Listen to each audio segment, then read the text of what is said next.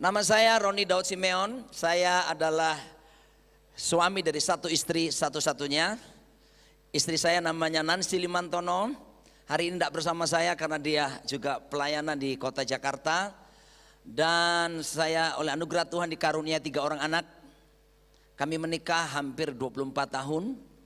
Dan anak pertama saya seorang laki-laki namanya David Jonathan, umur hampir 23 tahun. Anak yang kedua Tirsa, umur 21 tahun. Dan yang ketiga Shalomita Tevila, hampir 15 tahun. Dan 3 orang anak saya semuanya itu 3 buah roh pertama.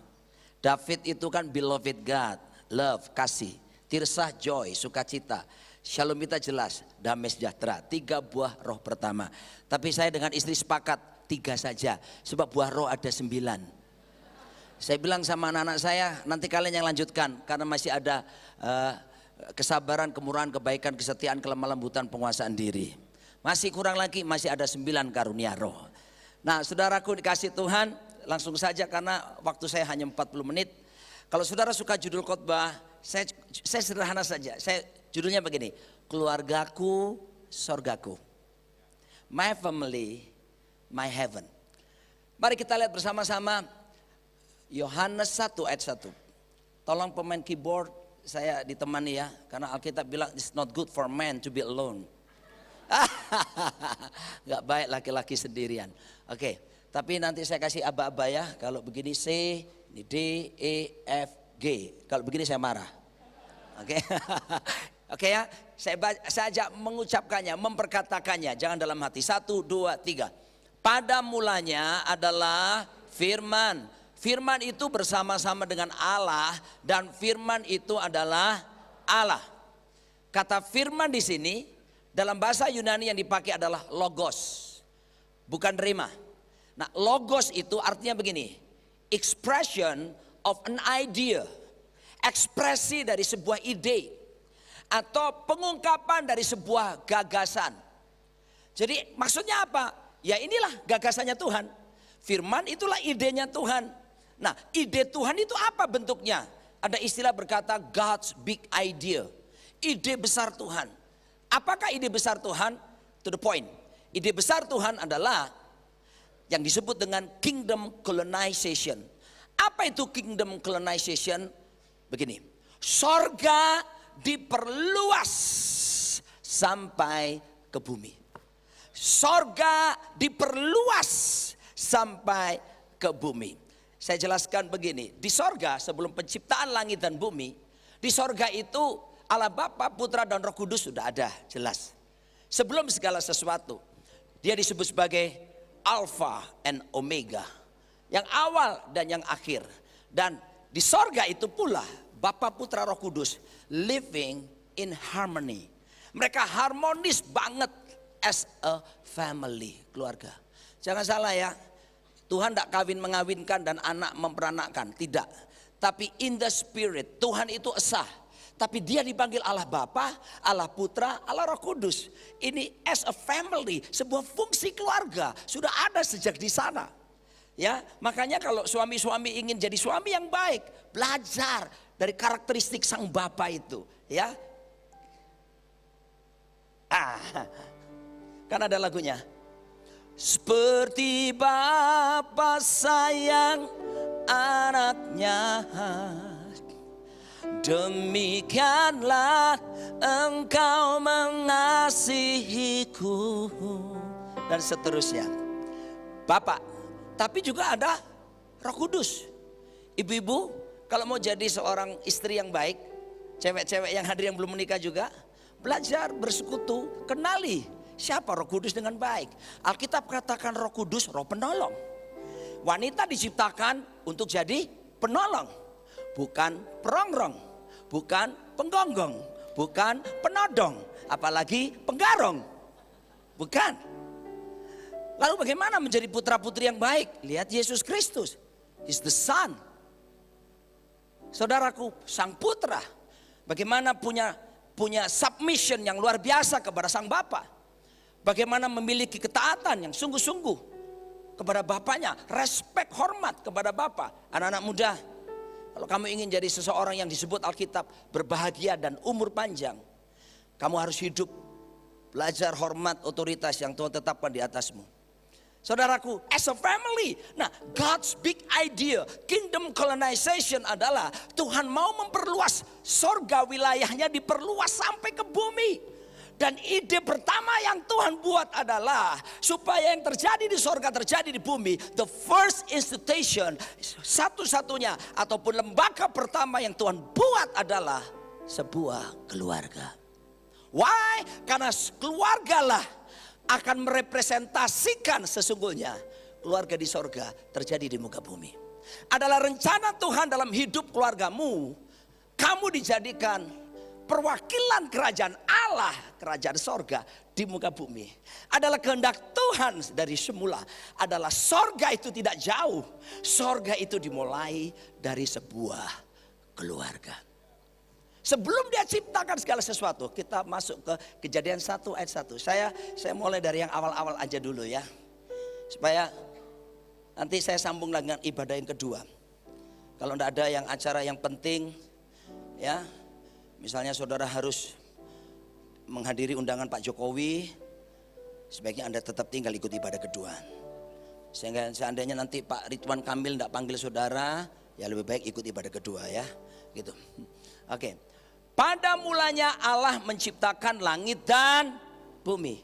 In the beginning, God created the heavens and the earth.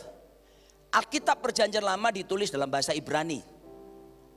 Nah, kata Ibrani di sini kurang lebih begini. Saya tidak ahli Ibrani, tapi belajar. Berkata begini, Bereshit bara Elohim et hashamayim ve'et haaret. Itu bahasa Ibraninya. Huruf awal yang dipakai di sini huruf bet. Modelnya begini. Katakan sama-sama saya, bet. Kalau ada yang nama Betty, itu bukan beda-beda tipis. Itu bukan saudara, ini maksud saya bet ini ya. Bet, ini modelnya kayak gini, terus di tengahnya ada titik, tik gini. Ya, huruf Ibrani hanya ada 22 konsonan. Dan huruf awal Alkitab kita itu huruf bet. Saudara, Alkitab itu powerful, luar biasa. Saudara buat gerakan seperti saya seperti ini. Semua, bet, katakan bersama saya, bet. Bet itu arti pertama mulut. Mulut yang terbuka, mangap. Oke. So dari sini kita tahu mulut ini untuk apa. Dari sini kita akan tahu hidup ini untuk apa. Coba saudara arahkan ke atas. Nah sekarang tarik ke atas gini tanganmu. F. Agak telat sedikit ya pagi ini ya. Udah sarapan dek? Udah. Saudara, the goal of your life ini dia. Dan kenapa Tuhan ciptakan mulutmu? Bet. Mulutku penuh dengan pujian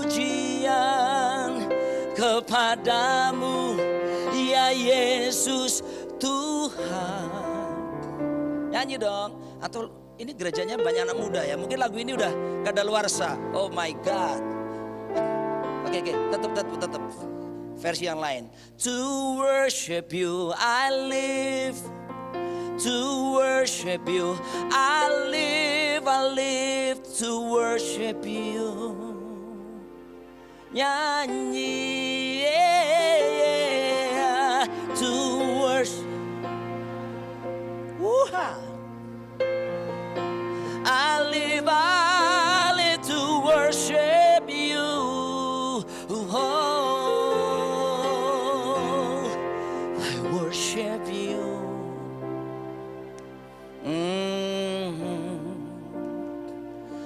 I worship you.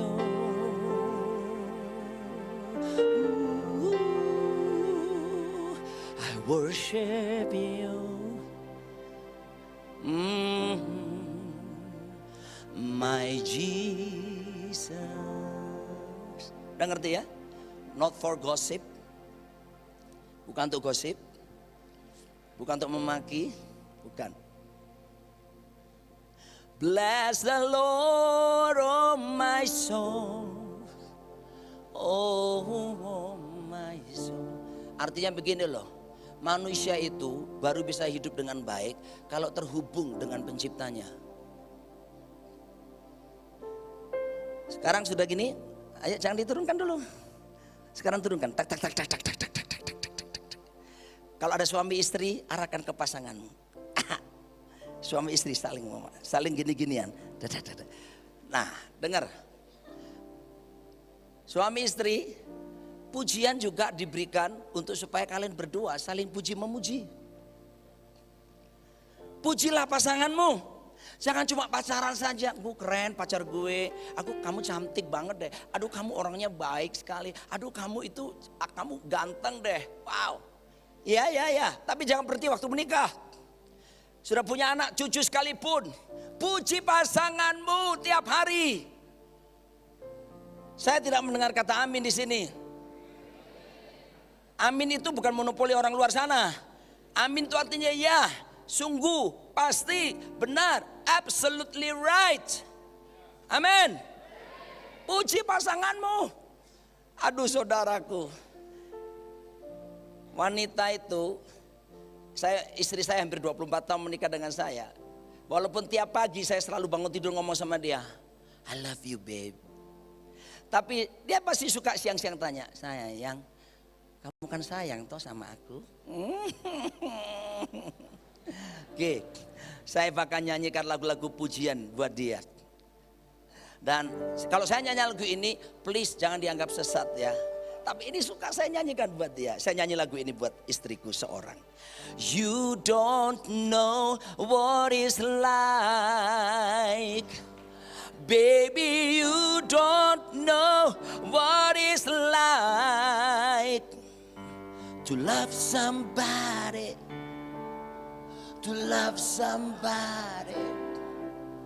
the way I love you.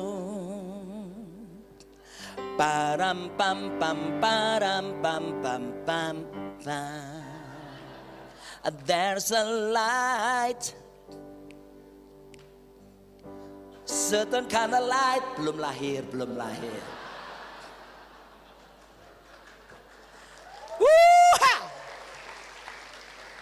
Oke, sekarang suami istri ketemukan.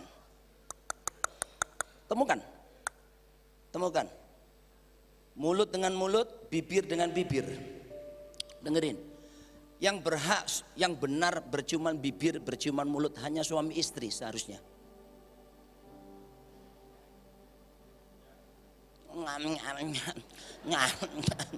Yang pacaran dengerin saya.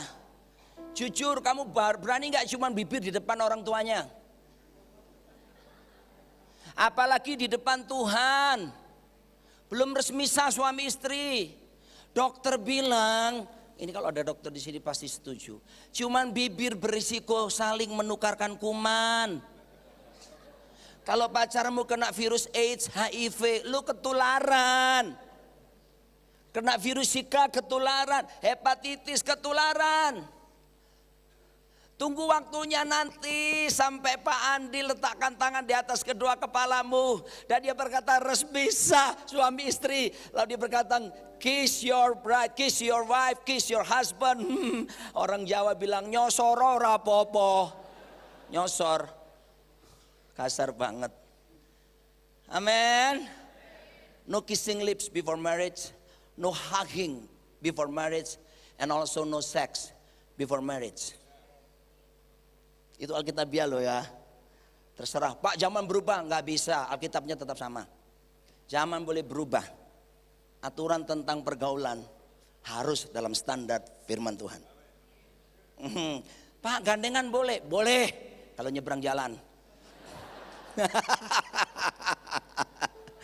Menurut penelitian mereka yang melakukan hubungan seks sebelum nikah, mereka mengakui semua dimulai dengan ciuman bibir. Dan menurut para psikolog, ciuman bibir akan menaikkan kegairahan hubungan seks di luar nikah sampai berlipat kali ganda.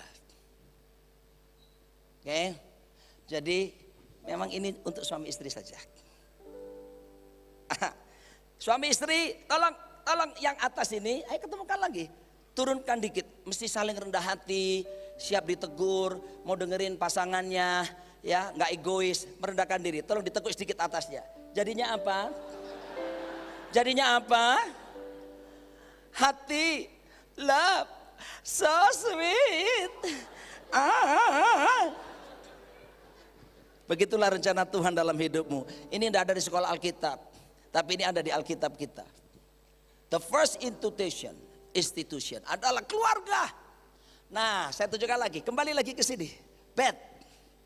Kata bet ini pula dalam bahasa Ibrani, bet adalah bait. Muncul kata bait, dari situ muncul definisi a family, keluarga. Kata keluarga dalam bahasa Ibrani adalah bait. Bet ini berasal dari huruf bet ini. Nah, what is the meaning of bait? Family. The place that you can find your home. Sebuah tempat di mana kamu menemukan rumahmu. Home, not a house, but a home. Kalau house itu bangunannya Pak, tapi home atmosfernya. Saya di Jakarta banyak kenal orang kaya, tapi mereka banyak menangis.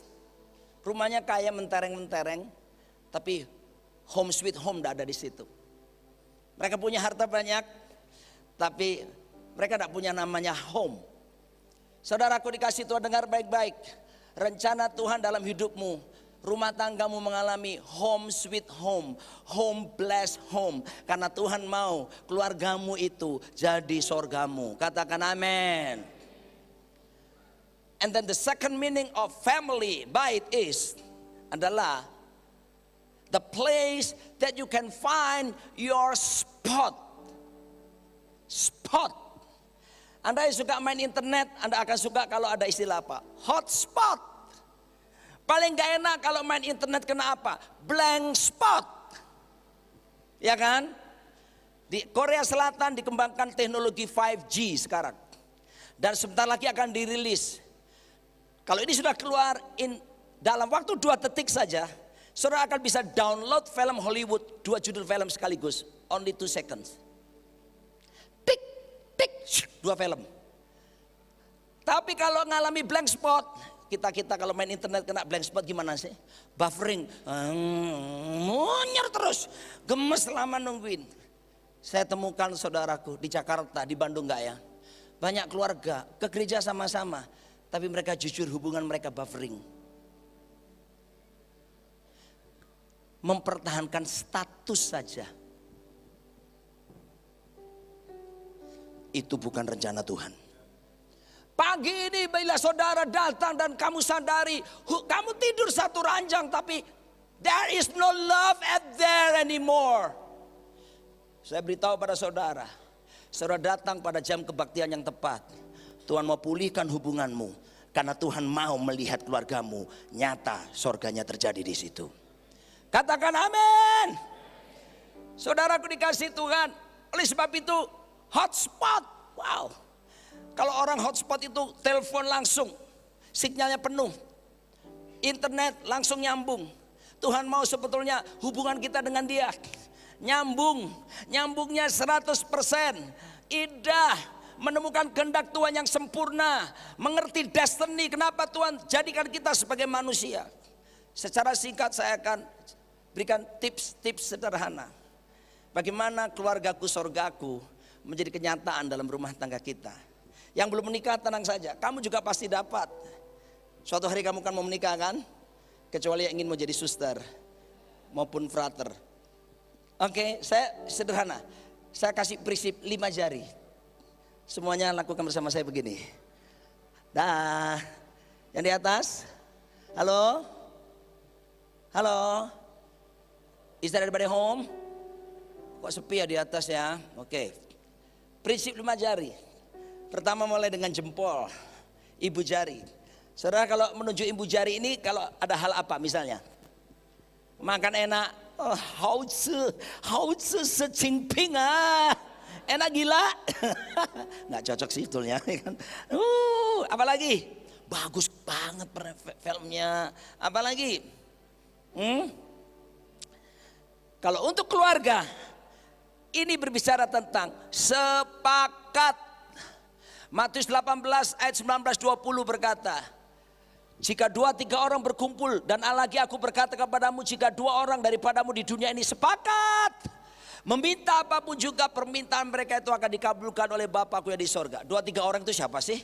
Suami istri anak. Siapa sih mereka? Keluarga. Kalau keluarga punya kesepakatan, saya beritahu, open up the sky. Langit dibuka, berkat dicurahkan. Doamu dijawab sama Tuhan kalau sepakat. Dan Alkitab berkata ayat yang ke-20, sebab di mana 2 atau 3 orang berkumpul dalam namaku, di situ aku ada di tengah-tengah mereka.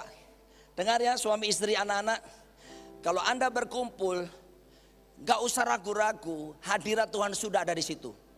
Rasa atau tidak rasa, hadiratnya sudah di situ. Jangan gini, lu rasa gak hadirat Tuhan? Kagak, lu gak ada rinding-rindingnya, gak ada kerenyeng-kerenyengnya. Kalau kepingin merinding kerenyeng-kerenyeng, pergi ke kuburan sendirian malam-malam. Percaya deh, pasti kerenyeng-kerenyeng. Gak perlu begitu. We walk by faith and not by sight. We walk by faith and not by feeling. Kita berjalan dengan iman bukan penglihatan. Kalau suami istri berkumpul berdoa, Yesus berjanji, aku ada di tengah-tengah mereka. Hadiratnya ada di situ. Dan dia bilang gini, kalau sepakat, apapun yang mereka minta, Bapa akan menyediakannya. Kata sepakat di sini menunjuk persetujuan. Apa yang mesti sepakat, Pak? Pertama, sepakati dulu Bapak Ibu, yang jadi standar hidup pernikahanmu dan kehidupanmu buat anak-anak muda adalah, standar utamanya adalah the word of God, firman Tuhan. Sepakati. Memang kalau suami istri menikah, orang anak-anak muda dengar baik-baik ya. Misalnya si Johnny dan Sylvie menikah. Ini bukan berarti 2 keluarga besar ketemu. Tidak. Ini berarti dari 2 keluarga besar ini muncul pemerintahan baru. Keluarlah dari keluarga Johnny, keluarlah dari keluarga Sylvie.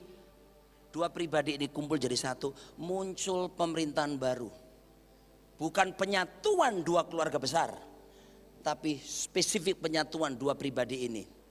Nah, dalam pernikahan seperti ini dibutuhkan yang disebut dengan kesepakatan, kesehatian. Harus ada perjanjian. Makanya kita melakukan perjanjian nikah. Harus ada kesepadanan, bukan cuma seiman, sepadan. Nah, tiap orang bawa budaya keluarga masing-masing, bukan? Saya dan istri saya waktu pertama menikah 24 tahun yang lalu, dia bawa budaya dari rumahnya.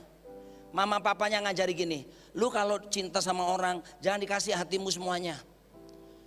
Sebab kalau kamu dikhianati, kamu bisa hancur seluruhnya. Jadi sisakan, jangan sepenuhnya dikasih hatimu. Supaya kalau kamu ditinggalkan, kamu tidak hancur sepenuhnya. Itu diajarkan oleh keluarganya, budaya keluarganya begitu.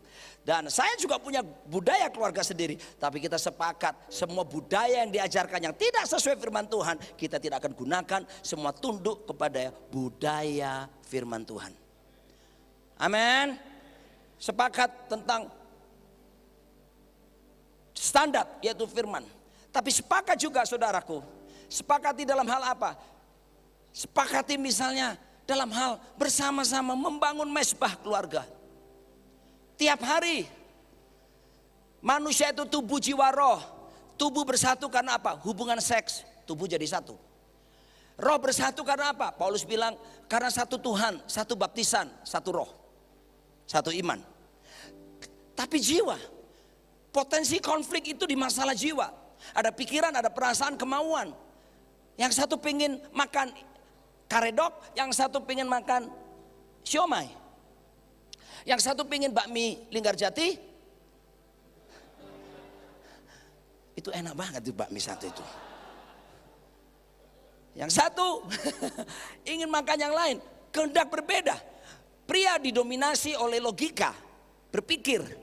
Wanita didominasi, enggak semuanya sih, tapi didominasi oleh perasaan. Enggak ketemu, area jiwa sering enggak ketemu. Tapi saudaraku, Kisah Rasul, dalam Kisah Rasul 2, 3, 4, 5 kita lihat gereja mula-mula berkumpul, berdoa bersama, menyembah Tuhan bersama. Lalu Alkitab bilang mereka bisa sehati.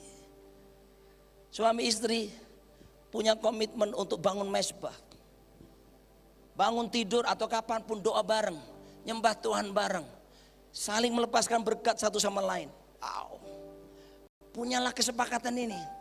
Kalau ada orang datang konflik ke rumah saya minta konseling, the first question, Pertanyaan pertama saya berikan kepada mereka, bagaimana hubungan mesbah? Kalian bangun mesbah berdua sama-sama enggak? 99,9% mereka pada menjawab, nah itu dia Pak, Bapak tahu sendiri kan kami sibuk di Jakarta. Mereka tidak mengerti bahwa itu hal penting untuk menyatukan orang. Lalu yang kedua, sepakat dalam hal apa? Sepakat untuk menyelesaikan masalah, jangan sampai bermalam. 24 tahun menikah, saya berjanji dengan istri saya buat setelah siang hari diberkati Pak Timotius Arifin di gereja, malamnya kita buat perjanjian baru, pertambahan. Kita bilang gini, sayang, mulai hari ini kita bangun mesbah keluarga. Siap. 2, kalau ada masalah di antara kita, harus selesai malam hari sebelum tidur. Alkitab bilang jangan sampai padam matahari sebelum selesai masalahmu, sebelum marahmu selesai. Jadi kita harus selesaikan kemarahan kita, konflik kita malam hari.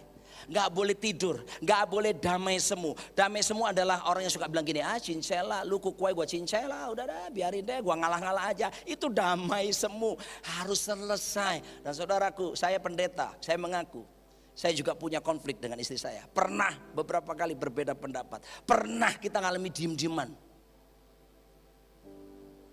Tapi karena komitmen sepakat malam hari sebelum tidur harus selesai, maka kami selalu menyelesaikan sebelum tidur. Akibatnya saudaraku, kami tidur dalam hadirat Tuhan. Pernah sekali waktu gak enak saudaraku, lalu kita selesaikan.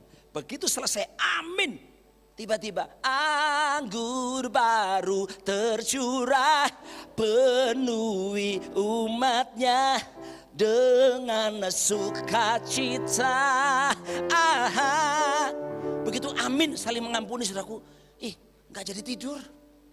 Ada sesuatu yang datang dari sorga.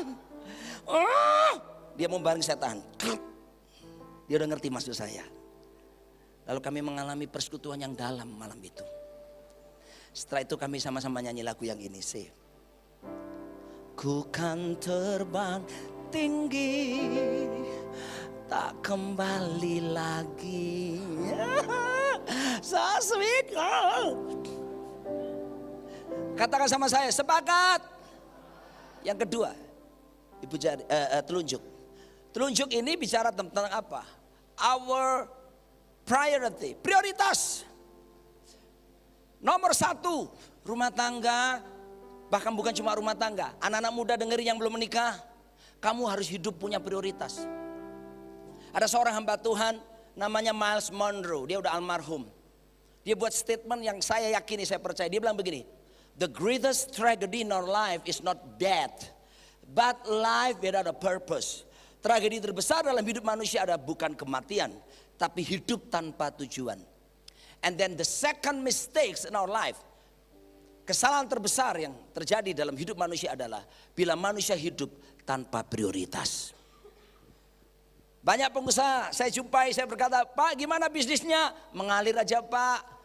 Gimana keluarganya? Kami mengalir aja Pak. Saya beritahu saudara, saudara tidak boleh menjawab seperti itu. Pertanyaan saya, mengalir kemana?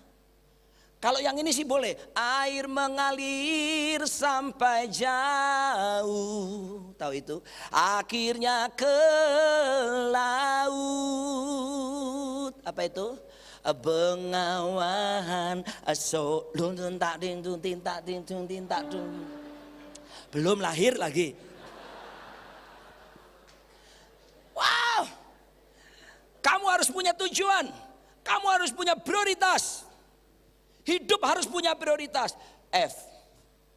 Dan Yesus mengajarkan, the first priority in our life must be not only our priority, but must be our top priority is cari dahulu kerajaan Allah, Matius 6:33, serta kebenarannya. Oh, maka semuanya akan ditambahkan kepadamu. Haleluya. Seek first the kingdom of God and righteousness, and all these things shall be added to you. Kalau suami istri dan semua orang yang hadir di sini punya prioritas seperti yang Yesus bilang, saya beritahu saudara, saudara tidak akan mengalami kekurangan. Saudara akan mengalami pemeliharaan hebat. Karena Tuhan bilang semuanya akan ditambahkan. Itu bicara berkat, bicara sukacita, bicara damai sejahtera, bicara perolehan-perolehan, pencapaian-pencapaian, banyak hal. Tapi harus punya prioritas apa? Seek first the kingdom of God, kerajaan Allah. And also righteousness, kebenaran. Kata kerajaan, basileia, bahasa Yunani di situ. Dari kata Inggris kingdom. King and domain. King and dominion. Raja dan wilayahnya. Raja dan kekuasaannya. And what is the kingdom?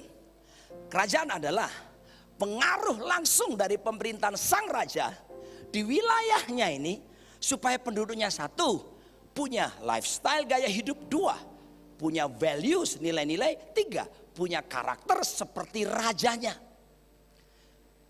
Agak sulit mungkin, saya sederhanakan. What is the kingdom of God? Apa kerajaan Allah? Sederhananya, kerajaan Allah adalah Yesus jadi raja di seluruh area hidup kita. Titik. Area pikiran, area perasaan, area kemauan, area mata, area mulut, area telinga, area tubuh, area jiwa, area roh. There is no blank spot. Semuanya Yesus jadi raja di seluruh area kita. Kalau ini ada pada kita, tidak ada kompromi dengan dosa. Kita akan berani berkata no, nehi kepada dosa. Karena dia jadi raja sepenuhnya. Bukan cuma di gedung gereja, tapi dia raja ketika kita berbisnis. Dia raja ketika kita pacaran. Dia raja ketika melakukan apapun. Dia raja totally. Dia memerintah penuh dalam hidup kita. Dan kita yang harus mengambil sikap itu. Karena Tuhan tidak pernah memaksa untuk jadi raja. Kebenaran adalah di kaiosune. Kebenaran itu artinya right relation and also right position. Cek baik-baik gimana posisimu. Kalau ada kesalahan segera beresin supaya posisimu benar. Sebab posisi yang salah akan menyebabkan deviasi yang sangat lebar. Sebab itu hubunganmu bagaimana dengan Tuhan? Sebab hubungan dengan Tuhan akan menentukan kesuksesan hubungan dengan sesama. Right relation, right position. And then Tuhan berjanji, kalau ini dikedepankan, Yesus jadi raja di seluruh area hidup kita. Hidup kita posisinya benar. Kita mau punya relasi yang benar dengan Tuhan dan sesama. Maka Tuhan bilang gini, semuanya akan ditambahkan kepadamu. Yang lain itu cuma bonus, fasilitas. Pasti kita akan diberkati Tuhan. Saya tinggal di Jakarta sejak 8 tahun lalu. Tinggal di sebuah apartemen di Bilangan Kelapa Gading. Waktu itu saudaraku, beli satu apartemen hadiahnya 2 televisi. Wajar. 1 unit apartemen bonusnya 2 televisi. Wajar. Yang gak wajar begini, beli 1 televisi minta hadiah 1 unit apartemen. Banyak orang Kristen begitu, mengejar berkatnya tapi ingin mendapatkan kerajaan Allah serta kebenaran. Terbalik mas, mari kita lakukan kingdom of God first and then righteousness. Dan semuanya bonus-bonus, blessing-blessing akan datang menyertai setiap kita. Katakan amin. Kata ditambahkan itu bicara dilanjutkan. Bukan cuma generasimu diberkati, anak-anakmu diberkati, cucu-cucumu diberkati, cicit-cicitmu diberkati. Sampai generasi yang kesekian, Tuhan itu memberkati setiap kita. Jari yang tengah, tinggal 8 menit lagi. Coba semua jarinya gini. Jari tengah jari yang paling unggul, paling tinggi di antara jari yang lain. Apa maksudnya ini? Overcoming spirit. Apa itu? Berilah rumah tangga, bahkan semua yang belum menikah di sini, hendaklah kamu penuh Roh Kudus. Beri diri dipimpin Roh Kudus day by day. Roh Kudus bukan sekedar kuasa, Roh Kudus adalah pribadi Tuhan itu sendiri. Urutannya begini, the Father promote, the Father send the Son, and then the Son mempromosikan dan mengutus Roh Kudus.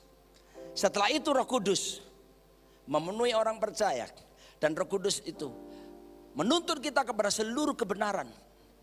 Roh Kudus akan membuat kita sadar ada sesuatu dosa, seperti ada satu yang mengingatkan kepada kita.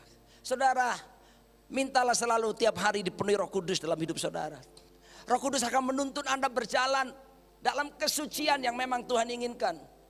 Roh Kuduslah yang membuat kita teguh berdiri dan bisa berani berkata tidak kepada dosa. Selain itu pula Roh Kudus membangkitkan kuasa bekerja dalam diri kita. Dan kita mendapatkan wisdom yang datang daripada Tuhan. Tapi Roh Kudus seperti listrik satu, tapi bisa dipakai untuk setrika, bisa dipakai untuk rice cooker, bisa dipakai untuk mesin cuci dan sebagainya, bisa dipakai untuk nge-charge handphone kita. Alirannya listriknya cuma satu, Roh Kudus satu, tapi karunia-karunia dikerjakan, itu luar biasa. Dan kalau kita penuh Roh Kudus, Anda bisa lihat kita akan tajam dalam anugerah, tajam dalam karunia, dan kita akan saling menguatkan suami istri, orang tua dan anak-anak. Saling menguatkan karena Roh Kudus menuntun mereka dan membawa mereka berjalan dalam kemurnian dan kekudusan. Yang keempat, coba saudara jari manis. Yang pertama tadi sepakat, yang kedua prioritas, yang ketiga penuh Roh Kudus, yang keempat ini dia. Apa artinya jari manis Pak untuk membangun keluarga yang mengalami sorga nyata di bumi ini? Sederhana. Kalau Anda menikah tukar cincin, taruh cincin di jari manis sebelah kiri. Kalau menikah, taruh cincin di jari manis sebelah kanan. Apa maksudnya? Komitmen. Suami istri, komitmen. Anak-anak muda yang pacaran, mulai lihat pacarmu ya. Kalau gampang melanggar janji, berdoalah sungguh-sungguh. Pikir sungguh-sungguh. Jangan karena cuma alasan cinta. Anak muda dengerin ya. Begitu orang menikah, cinta saja gak cukup. Love, I'm sorry if I think like this. Love, only love does not make your marriage work. You need the wisdom from God. You need the word of God. Love itu gak menyelesaikan, dalam arti kata bukan love yang saya masukkan sebentar ya. Kalau cuma eros, aduh saudaraku. Orang menikah itu sudah, memang harus ada eros ya. Kalau ada eros kan ya lucu juga di tempat tidur cuma cilu abah. Perlu ada eros. Tapi bukan didominasi eros lagi. Kalau orang menikah itu levelnya cintanya itu namanya agape, godly love, divine love, love without any reason, love with unconditional love. Mengasihi tanpa alasan, mengasihi tanpa syarat. If you could find the reason why you love your spouse, you have just to cancel your love to your spouse. Kalau sampai Anda menemukan alasan kenapa Anda mencintai pasangan Anda sesungguhnya telah membatalkan cintamu. Karena level cinta suami istri, cintanya tanpa alasan. Kalau masih muda gini, kenapa sih lu sayang sama gue? Aku cinta sama kamu, habis matamu tuh bagus banget. Mataku kenapa? Aku -7 kok. Mata pencaharianmu. Lu kenapa sayang sama gua? Aduh, aku nggak bisa sangkali deh. Hatimu menyejukkanku. Emangnya kenapa dengan hati gue? Hati, harta dan properti hati. Lu kenapa sayang sama gua? Habis pribadimu mempesonaku. Pribadiku kenapa? Deposito pribadimu, rumah pribadimu, mobil pribadimu, tanah pribadimu. Gini, kalau kamu belum menikah, kamu boleh menemukan alasan kenapa kamu mencintai pasanganmu. Tapi kalau kamu sudah menikah, kamu tidak perlu mencari alasan kenapa mencintaimu. Karena kamu sudah diikat oleh komitmen. Itu bukan janji, but vow. Sumpah. Mainnya bukan perasaan Pak sekarang. Mainnya di mana? Komitmen, sumpah. Jadi kalau ada rumah tangga berkelahi, mau cerai, jangan bilang gini, lu jangan cerai deh, kasihan anak-anak lu masih kecil. Itu nasihat salah. Lu jangan cerai, bukan karena anak-anakmu masih kecil. Lu jangan cerai, lu udah terikat sumpah sama Tuhan. Lu mesti hormati. Tuhan membenci perceraian, ingatkan mereka. Jangan lihat saya dengan mata seperti itu dong. Kok lihat gini sini. Jangan emosi dong. Santai aja. Tinggal 2 menit kok.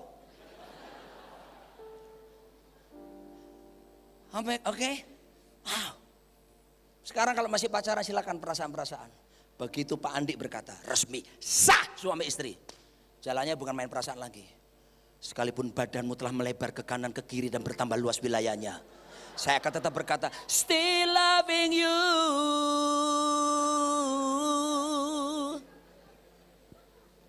I love you just the way you are. Belum lahir semua.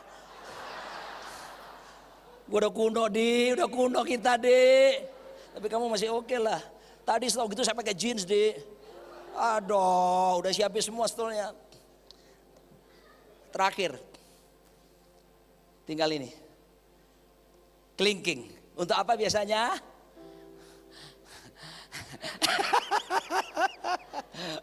Urak-urak upil. Tapi kelingking juga dipakai untuk urak-urak telinga. Ini maksudnya apa? Teachable spirit.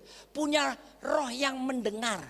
Belajar saling dengerin dong suami istri. Artinya mau belajar sama-sama. Never stop learning. If you stop learning, you stop growing.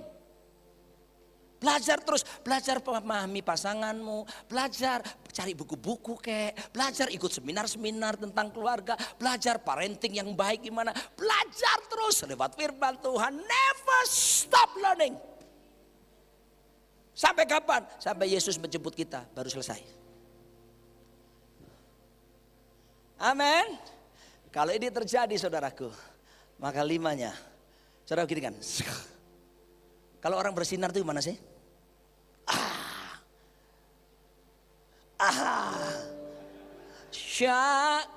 Shine, Jesus shine. Wow. Ayo dong semuanya 1, 2, 3. Masih pagi banyak gerak. Oh, sorga nyata di keluargamu. Wow, kerajaan Allah tidak jauh. Kerajaan Allah terjadi di rumah tanggamu. Dan rumah tangga menjadi etalase bagi dunia. Mereka pengen tahu sorga. If you want to know what is heaven and the situation of heaven, you can go in my house. You can go in my family. And you can see bagaimana saya bangun hubungan dengan istri saya. Memang enggak semuanya kayak orang terbang. Enggak, bukan itu maksud saya. Tapi saudaraku yang dikasihi Tuhan, kekuatan atmosfer sorga, kehadiran Tuhan, dan respek kepada kebenaran itu dirasakan oleh banyak orang. Kamu akan membawa dampak yang sangat positif. Orang akan ke rumahmu dan berkata home sweet home. Dan inilah yang akan membuat anak-anak muda nanti gak takut kawin. Ini yang membuat anak-anak muda nanti berkata, Tuhan temukan saya dengan seorang pribadi yang tepat. Karena saya lihat di keluarga ini Tuhan mereka menemukannya. Jadinya kepingin cepat kawin. Saya selesai. Tepat 000. Kita bangkit berdiri bersama-sama. Anak-anak muda, kamu juga bisa berdoa untuk papa mamamu. Supaya Tuhan juga melawat hidup mereka.